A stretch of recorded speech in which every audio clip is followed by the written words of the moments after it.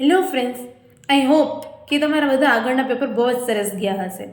Next paper ગુજરાતીના paper વિશે થોડીક વાત કરી લઈએ. ગુજરાતીનું પેપર બધાને એવું લાગતું હોય છે આમ તો ઇઝી છે, પરંતુ માર્ક્સ આવતા નથી. તો ફર્સ્ટ થિંગ કે તમે કાનો માત્રની રસવાઈ દીર્ઘાઈની ગ્રામેટિકલ મિસ્ટેક ના કરો. આખું પેપર સારા હેન્ડરાઇટિંગથી લખો અને સ્વચ્છતા જાળવો.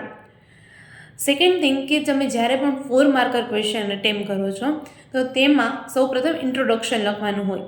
તો તમે તેમાં ચેપ્ટરનું નેમ મેન્શન કરો, તેમજ તેના લેખકનું નામ મેન્શન કરો, તેમજ તેનો સાહિત્ય પ્રકાર અને તે કઈ બુકમાંથી લેવામાં આવ્યું છે તે પણ તેમાં જણાવી દો.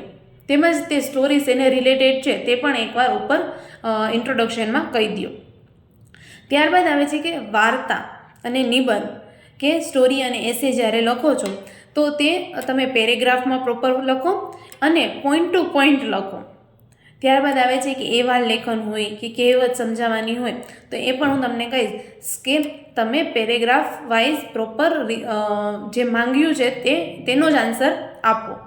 ત્યારબાદ છે કે જ્યારે 2 માર્કર ક્વેશ્ચન લખવાના હોય તો તેમાં તમે બહુ લેન્ધી આન્સર ના લખો. લેન્ધી આન્સર લખવાનું તેમાં હવે અવોઇડ કરો.